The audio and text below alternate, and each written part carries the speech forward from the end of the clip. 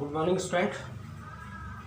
तो कल हम लोगों ने क्या पढ़ा था? कल हम लोगों ने पढ़ा था इलेक्ट्रोकेमिकल सेल। इलेक्ट्रोकेमिकल सेल में कल हमने कैसे इलेक्ट्रोकेमिकल सेल का कंस्ट्रक्शन होता है और किस तरह से इसकी वर्किंग होती है, यानी कि जो गैल्वेनिक सेल है, गैल्वेनिक सेल किस तरीके से बनता है। तो गैल्वेनिक सेल किसने बनाया था? गैल्वेनिक सेल बनाया था ल्यूजी गैल्वेनी ने 1780 में, और सेम ऐसे ही सेल बनाया था अलेक्जेंड्रो वोल्टा ने 1800 में। मैंने कल इस बारे में तुम लोगों को बताया भी था कि एक फ्रांस का था और एक जर्मनी का था, जबकि फ्रांस और जर्मनी में ज़्यादा डिफरेंस नहीं है, ज़्यादा दूर नहीं है, लेकिन उस टाइम क्या था? उस टाइम कम्युनिकेशन की प्रॉब्लम थी। तो देख लो, उसके 20 साल बाद तक भी पता नहीं चल पाया कि ऐसा ही इस टाइप का सेल किसने बना दिया? ल्यूजी गैल्वेनी ने बना दिया। तो उस ज़माने में क्या था कि इतना साधन भी नहीं थे। जैसे आज तुम्हें पता ही है कि आज कोई भी चीज़ इन्वेंशन होती है किसी भी चीज़ का, तो तुरंत 2 मिनट में वो पूरे के पूरे वर्ल्ड में क्या हो जाती है? स्प्रेड हो जाती है। सोशल मीडिया का ज़माना है। तो जो गैल्वेनिक सेल होता है, गैल्वेनिक सेल में मोस्टली क्या होता है? कॉपर सल्फेट और जिंक सल्फेट सॉल्यूशन होता है। कॉपर सल्फेट और जिंक सल्फेट के सॉल्यूशन को हम क्या करते हैं? एक कंटेनर में लेते हैं, एक कंटेनर में कॉपर सल्फेट लेते हैं, एक जिंक सल्फेट लेते हैं, उनके एक सॉल्ट ब्रिज से कनेक्ट करते हैं, और जिंक सल्फेट में जिंक रॉड और कॉपर सल्फेट में copper rod as a electrode डाली जाती है, उनको एक वायर से कनेक्ट कर दिया जाता है। वायर में एक हम गैल्वेनोमीटर लगा देते हैं। जब सॉल्ट ब्रिज के थ्रू आयंस का ट्रांसफ़र होता है तो वायर के थ्रू कहाँ से? जिंक से और कॉपर की तरफ, यानी जिंक इलेक्ट्रोड से कॉपर इलेक्ट्रोड की तरफ क्या होता है? इलेक्ट्रॉन का फ्लो हो रहा है। इलेक्ट्रॉन का फ्लो होता है, और उसके जस्ट अपोजिट में यानी कॉपर से जिंक इलेक्ट्रोड की तरफ किसका फ्लो होगा? इस तरफ होगा करंट का फ्लो। तो जब करंट का फ्लो होता है तो जो गैल्वेनोमीटर है वो डिफ्लेक्शन दिखा देता है। इसका मतलब क्या है कि उसमें इलेक्ट्रिक करंट पास हो रहा है। तो ये हमने कल चीज़ें पढ़ी थी। तो आज मैं तुम्हें फिर दोबारा से थोड़ा सा इसी चीज़ को बता रहा हूँ, फिर इसका हम सेल रिप्रेजेंटेशन वगैरह करेंगे, कैसे इसको रिप्रेजेंट करेंगे। तो देखो, तो ये है आपका गैल्वेनिक सेल, इसका थोड़ा सा हम कंस्ट्रक्शन कर लेंगे कल की तरह। ये आपका सॉल्यूशन है, कंटेनर में एक सॉल्यूशन है, और ये जो सॉल्यूशन है ये आपका जिंक सल्फेट सॉल्यूशन है, ZnSO4 सॉल्यूशन, और जो इसकी मोलरिटी होती है वो 1m मोलरिटी का ये सॉल्यूशन। सेम है, यहाँ पे हमने एक दूसरा वेसल्स रखा हुआ, और इस वेसल्स के अंदर क्या भरा हुआ? इसके अंदर कॉपर सल्फेट सॉल्यूशन भरा हुआ, कॉपर सल्फेट है इसके अंदर, और इस कॉपर सल्फेट का भी जो कंसंट्रेशन है वो हम क्या ले लेते हैं? मान लीजिए स्टैंडर्ड कंसंट्रेशन है इसका। ये आपका जिंक इलेक्ट्रोड हो गया, जिंक रॉड में जिंक इलेक्ट्रोड, और सॉरी जिंक सॉल्यूशन में जिंक सल्फेट सॉल्यूशन में जिंक इलेक्ट्रोड डाल दिया आपने, और कॉपर सल्फेट सॉल्यूशन में आपने कॉपर इलेक्ट्रोड डाल दिया। ठीक है, ये प्योर जिंक का होगा, ये प्योर कॉपर का होगा। ये आपका जिंक रॉड या जिंक इलेक्ट्रोड, और ये है आपका कॉपर इलेक्ट्रोड। ठीक है, इन दोनों को हम एक गैल्वो से कनेक्ट कर देते हैं, ये गैल्वेनोमीटर है, और करंट यहाँ से क्या होगा? करंट का पास होगा, इलेक्ट्रॉन का फ्लो होगा, और इन दोनों सॉल्यूशन में तब तक केमिकल रिएक्शन नहीं होगी जब तक हम इनको क्या ना कर दें? इन दोनों को हम क्या ना कर दें? कनेक्ट ना कर दें। और कनेक्ट किससे करते हैं? हम इसे कनेक्ट करते हैं इसे सॉल्ट ब्रिज से। ये क्या आपका सॉल्ट ब्रिज है, यू टाइप, यू शेप की ये क्या है? ट्यूब होती है, और इसको कहा जाता है सॉल्ट ब्रिज।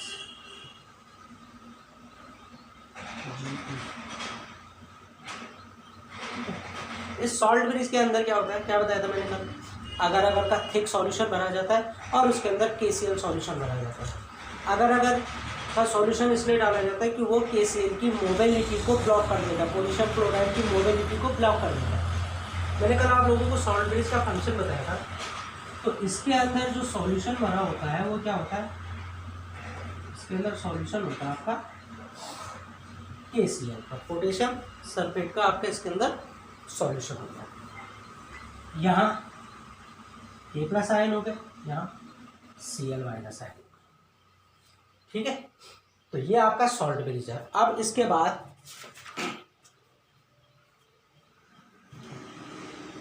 सॉरी ये उल्टा लिख दिया मैंने, ये Cl माइनस होगा, दैट इज K प्लस।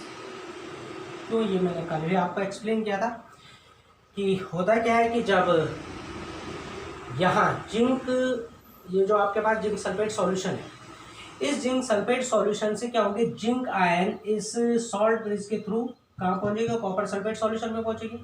और ये जो सॉल्ट ब्रिज है ये केवल आयंस को ही अलाउ करता है, बाकी सॉल्यूशन को अलाउ नहीं करेगा। ये केवल क्या करेगा, जिंक आयन के सॉल्यूशन को कहाँ आने के लिए अलाउ करेगा, इस कॉपर सल्फेट सॉल्यूशन में आने के लिए अलाउ करेगा।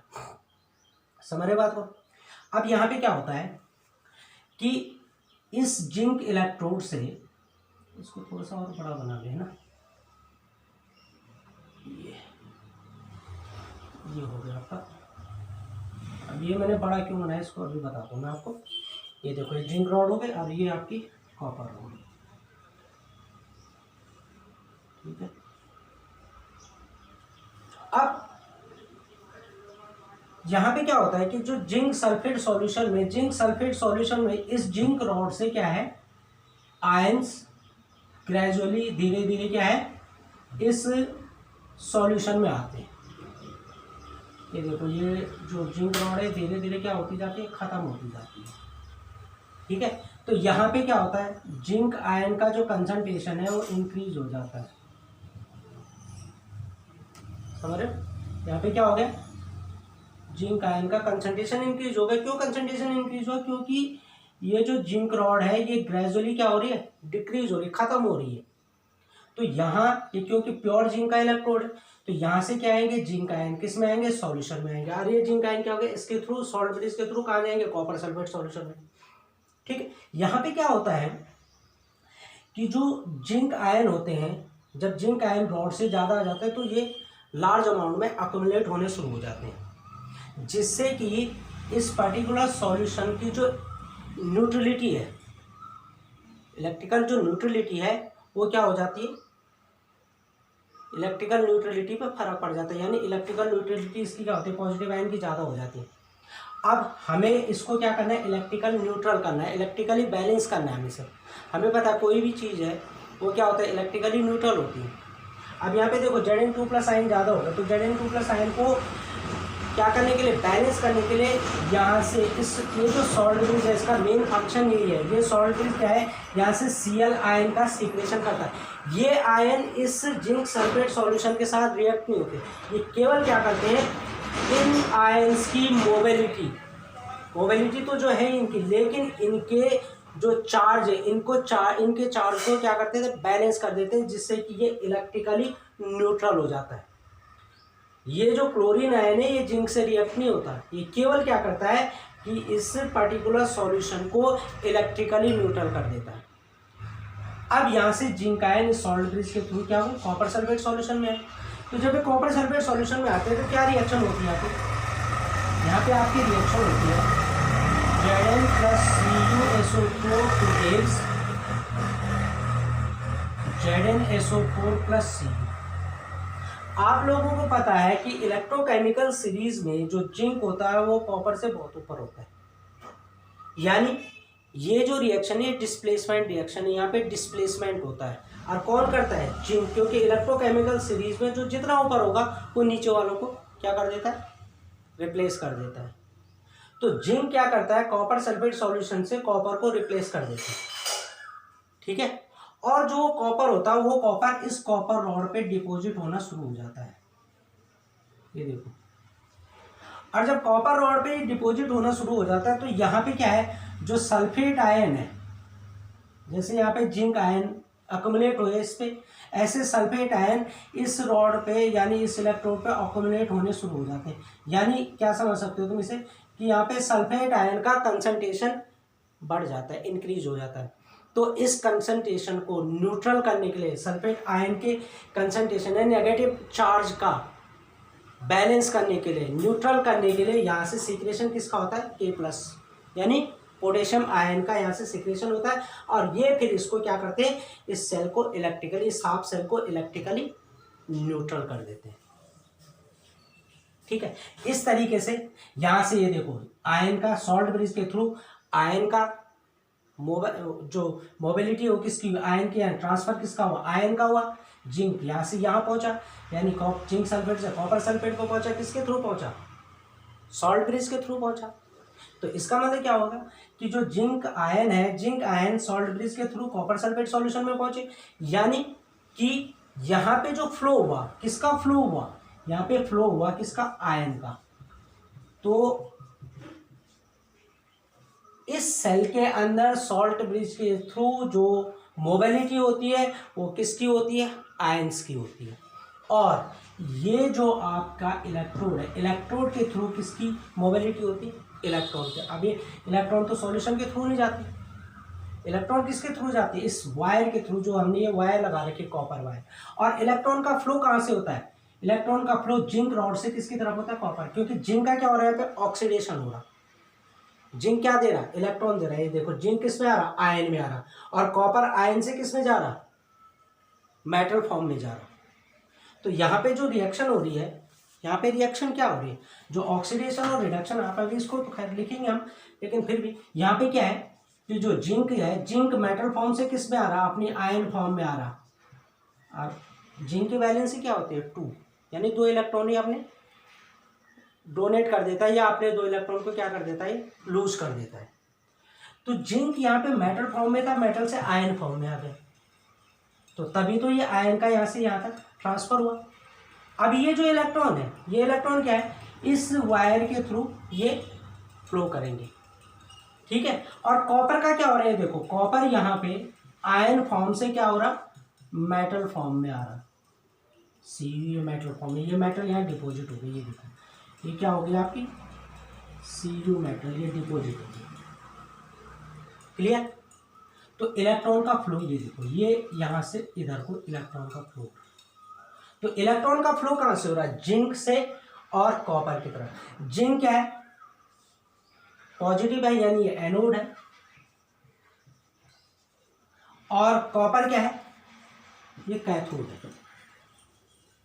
जनरली आपको पता है कि एनोड नेगेटिव होता है, कैथोड क्या होता है, पॉजिटिव होता है, लेकिन सेल में उल्टा होता है। अब देखो यहाँ से इलेक्ट्रॉन का फ्लो हो रहा है, आपको पता है कि जहाँ से इलेक्ट्रॉन का फ्लो होता है वो टर्मिनल कौन सा होता है, नेगेटिव टर्मिनल होता है, क्योंकि इलेक्ट्रॉन का फ्लो नेगेटिव से पॉजिटिव की तरफ जाता है। तो हमेशा ध्यान रखना, सेल में जो एनोड होता है वो हमेशा नेगेटिव होता है। क्यों, क्योंकि वहाँ से इलेक्ट्रॉन का फ्लो हो रहा है, और जहाँ से इलेक्ट्रॉन का फ्लो होता है वो नेगेटिव टर्मिनल होता है। तो एनोड को क्या लेते हैं हम यहाँ पे, नेगेटिव टर्मिनल, और जिधर की साइड फ्लो हो रहा है वो क्या होगा, पॉजिटिव टर्मिनल। इसका मतलब कैथोड क्या है यहाँ पे, पॉजिटिव टर्मिनल। और इलेक्ट्रॉन के फ्लो के अपोजिट में करंट का फ्लो होता है हमेशा। जो करंट का फ्लो होता है वो क्या होता है, इलेक्ट्रॉन के अपोजिट में। यानी करंट कहाँ से फ्लो कर रहा, करंट कॉपर से जिंक रॉड की तरफ करेगा। तो ये आपका करंट का फ्लो है, करंट का फ्लो हो गया, और ये इलेक्ट्रॉन का फ्लो हो गया। और ये गैर वो आपको डिफ्रैक्शन दिखा देगा। ये डिफ्रैक्शन किस साइड को दिखाएगा, लेफ्ट साइड को। इसका मतलब इलेक्ट्रिसिटी राइट टू लेफ्ट पास हो रही है, यानी कैथोड से एनोड की तरफ इलेक्ट्रिसिटी पास हो रही है। तो ये तो था आपका cell construction and working of cell. अब हम यहाँ पे सबसे पहले करते हैं सेल रिप्रेजेंटेशन। हम इस सेल को कैसे रिप्रेजेंट करेंगे, तो आप देखो सेल का कैसे रिप्रेजेंटेशन करेंगे। सेल रिप्रेजेंटेशन,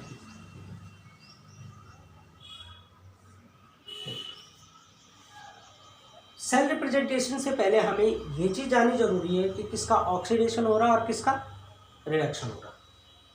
ठीक है, किसका ऑक्सीडेशन हो रहा है और किसका रिडक्शन हो रहा है। तो सबसे पहले हम लिखेंगे यहाँ पे ऑक्सीडेशन हाफ रिएक्शन। ऑक्सीडेशन किसका हो रहा है, जिंक का। क्यों हो रहा, क्योंकि जिंक से इलेक्ट्रॉन का फ्लो हो रहा है।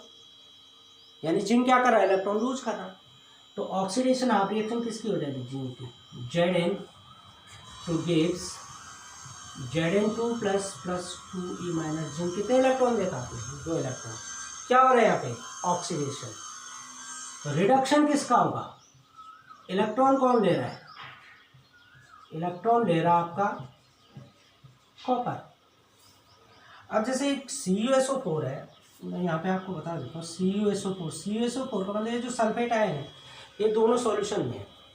तो यहाँ पे कॉपर क्या है, कैसे कन्वर्ट होगा, Cu2 प्लस SO4 2 माइनस। अब इसको अगर हम हटा दें SO4 को, तो CuSO4 किस में कन्वर्ट होगा, Cu2 प्लस में।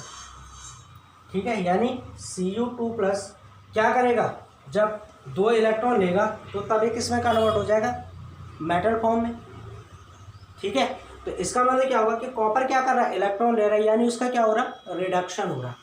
तो रिडक्शन आप रिएक्शन में क्या आ जाएगा आपका, Cu2 प्लस कितने इलेक्ट्रॉन लेगा, 2 टू गिव्स Cu। अब यहाँ पे ओवरऑल रिएक्शन क्या आ जाएगी आपकी, ओवरऑल रिएक्शन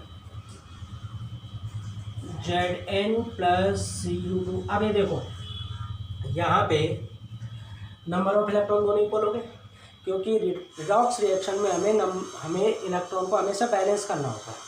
अब ये देखो 2 इलेक्ट्रॉन यहाँ 2 इलेक्ट्रॉन है, अगर हम इन 2 इलेक्ट्रॉन को इधर ले आए तो ये प्लस इधर माइनस हो जाएगा, ये दोनों कैंसिल हो जाएंगे, इलेक्ट्रॉन बैलेंस हो गए आपके। अब क्या बचा आपके पास, zinc plus copper two gives, zinc किस फॉर्म में आ जाएगी, अब आयन फॉर्म में, प्लस Cu किस फॉर्म में आ जाएगा, मेटल। ये आपकी क्या आ गई, इसकी ओवरऑल रिएक्शन आ गई। अब इस ओवरऑल रिएक्शन से हम क्या करेंगे, सेल का रिप्रेजेंटेशन करेंगे। अब हम कैसे सेल का रिप्रेजेंटेशन करेंगे, आप बोलिएगा।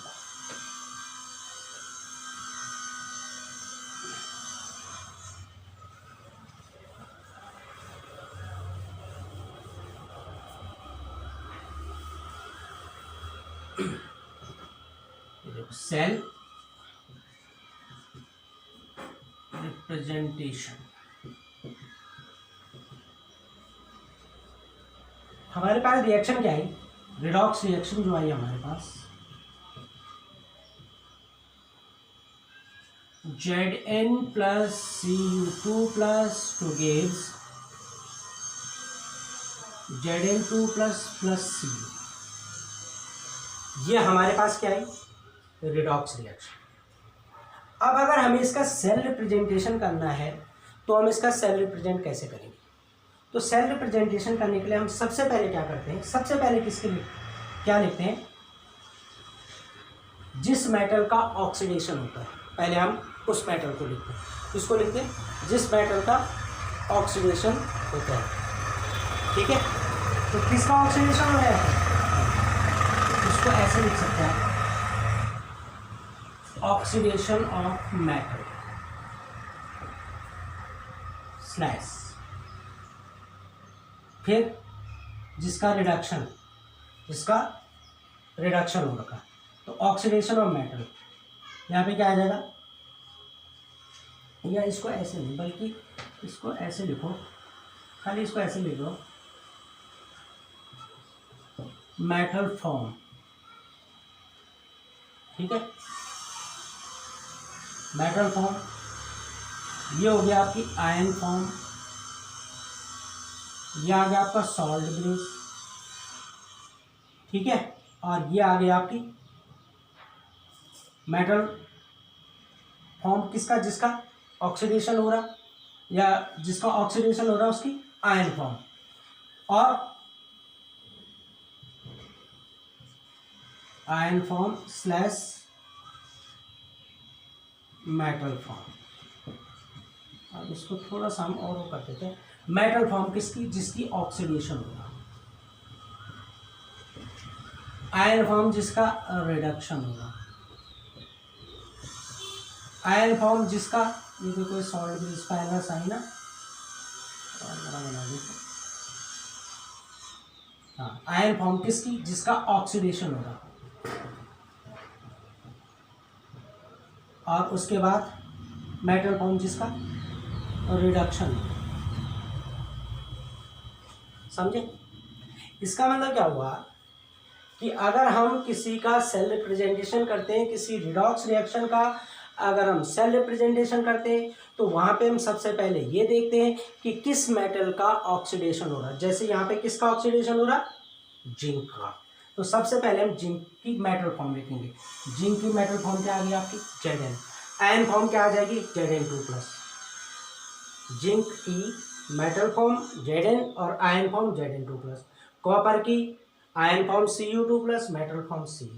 तो सबसे पहले जब हम सेल रिप्रेजेंट करते हैं तो सेल रिप्रेजेंट में हम सबसे पहले मेटल फॉर्म लिखते हैं। और किसकी मेटल फॉर्म लिखते हैं? जिसका ऑक्सीडेशन होता है। ऑक्सीडेशन किसका हो रहा है? जिंक का। आगे जिंक की मेटल फॉर्म स्लैश।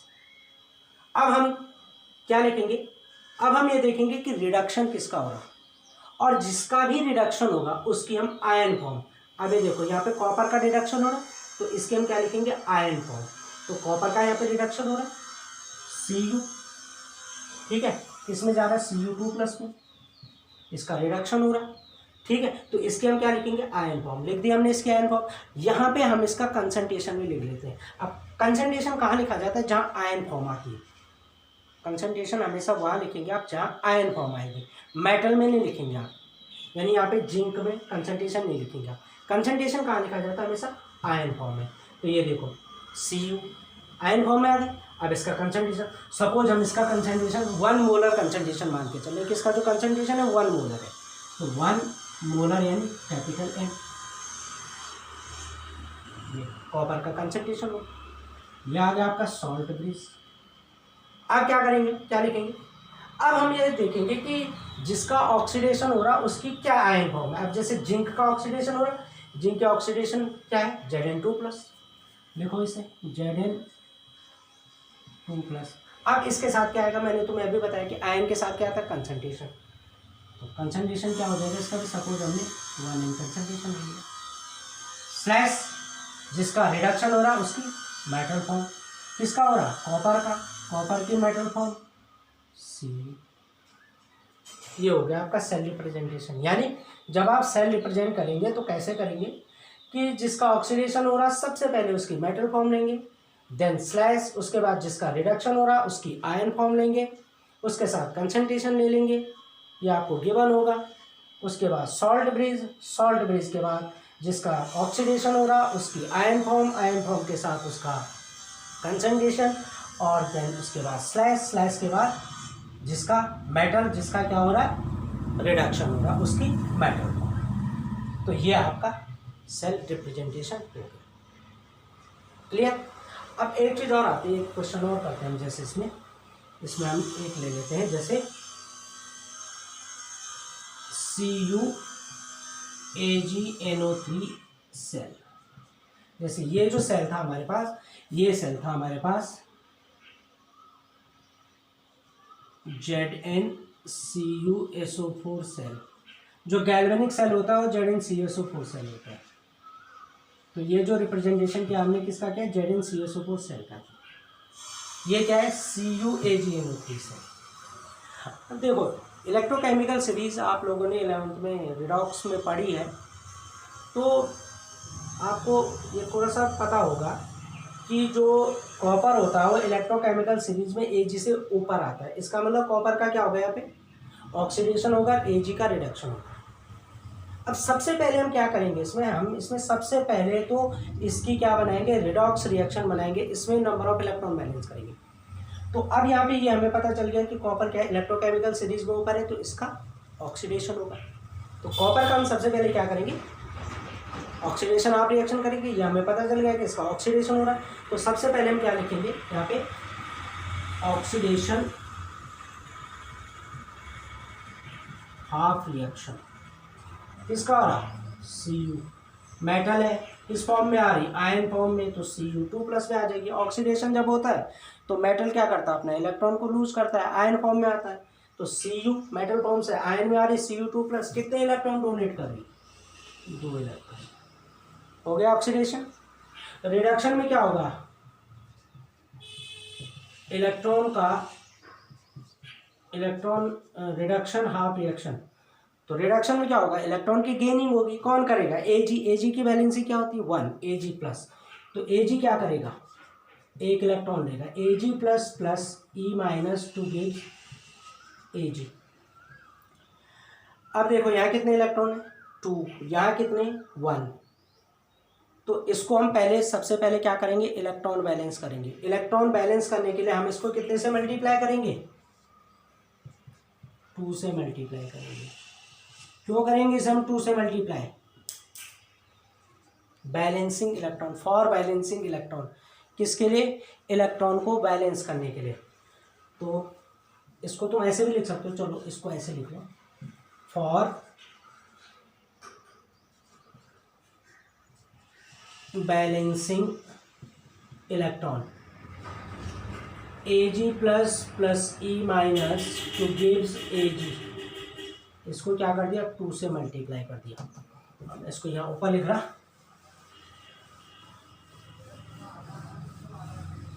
तो ये हो जाएगा आपका twice of Ag plus twice of E minus two gives twice of Ag। ये इक्वेशन फर्स्ट मान के चलो, इसको आप इक्वेशन 2 बना लो, या इसको बना लो इक्वेशन 2, ये बन जाएगी आपकी इक्वेशन 3। ठीक है, अब वैल्यू रख लो। तो अब ये पहली वाली इक्वेशन भी पुट कर दे यहाँ पे। पहली वाली इक्वेशन क्या, Cu plus Cu two gives Cu2 plus plus 2E minus. अब देखो इलेक्ट्रॉन बैलेंस हो गए ना, इलेक्ट्रॉन बैलेंस हो गए, कट गए, क्या बचा यहाँ पे, Cu plus twice of Ag two gives Cu2 plus plus 2Ag।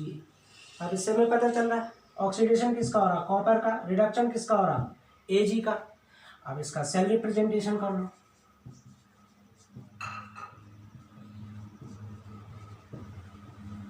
Cell representation क्या होगा इसका, सेल रिप्रेजेंटेशन सबसे पहले हम क्या लेंगे, जिसका ऑक्सीडेशन हो रहा, किसका ऑक्सीडेशन हो रहा, कॉपर का, Cu।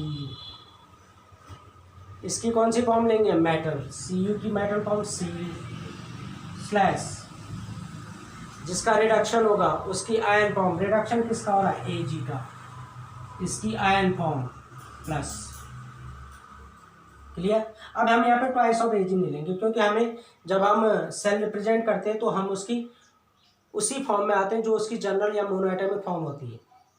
तो यहाँ पे हमें ट्वाइस करने की जरूरत नहीं है, जैसे 2Ag लेने की, हमें 2Ag लेने की यहाँ पे जरूरत नहीं। जब हम सेल रिप्रेजेंट करते हैं तो ये अंडरस्टूड होता है कि ये हमने यहाँ पे बैलेंस कर दी केमिकल इक्वेशन, तो ये अंडरस्टूड हो जाता है कि जब हमने ये बैलेंस कर दी तो इसका मतलब ये जो इक्वेशन है 2 से मल्टीप्लाई हो रखी है। तो जब हम सेल रिप्रेजेंट करते हैं तो वहाँ पे तब हम केवल क्या करते हैं, उस पर ये नहीं देखते कि नंबर ऑफ इलेक्ट्रॉन को बैलेंस करने के लिए हमने कितने से इसे मल्टीप्लाई किया, हम केवल उसका चार्ज देखते हैं, जितना भी चार्ज होगा। तो जैसे Ag पे प्लस होने तो Ag प्लस, कंसंट्रेशन लिख देंगे, सपोज 1m कंसंट्रेशन है, देन सॉल्ट ब्रिज, उसके बाद क्या आएगा, सॉल्ट ब्रिज के बाद जिसका ऑक्सीडेशन हो रहा उसकी आयन फॉर्म, ऑक्सीडेशन किसका हो रहा, कॉपर, कॉपर की आयन फॉर्म 2 प्लस क्या हो जाएगा 1m कंसंट्रेशन, या 1m की जगह कई बार क्या मोस्टली यहाँ पर 1m की जगह AQ एक्वस भी लिखा हो सकता है, या AQ एक्वस भी लिखा हो सकता है, तो बात एक ही है। उसके बाद देन स्लैश, और जिसका रिडक्शन हो रहा है उसकी मेटल फॉर्म, तो रिडक्शन किसका हो रहा है, Ag का, Ag की मेटल। तो क्या आ गया आपका सेल रिप्रेजेंटेशन, कॉपर का क्या हो रहा है, ऑक्सीडेशन, जिसका ऑक्सीडेशन हो रहा है उसकी मेटल फॉर्म, स्लैश जिसका रिडक्शन हो रहा उसकी ion form, then salt bridge जिसका ऑक्सीडेशन हो रहा उसकी आयन फॉर्म, देन स्लैश जिसका रिडक्शन हो रहा उसकी क्या आ जाएगी, मेटल फॉर्म। तो इस तरीके से हम सेल का रिप्रेजेंटेशन करते हैं। ठीक है बच्चों, अब मैं तुम्हें कुछ होमवर्क में दूंगा सेल रिप्रेजेंट करने के लिए, तो वो आप लोग करेंगे और इसको आप अच्छी तरह से समझेंगे। इससे ऐसी कोई दिक्कत है नहीं, इसमें बहुत ईजी है और मेरे ख्याल से आप समझ भी गए होंगे। Okay then, till goodbye, बाकी कल करेंगे फिर। ओके बच्चों।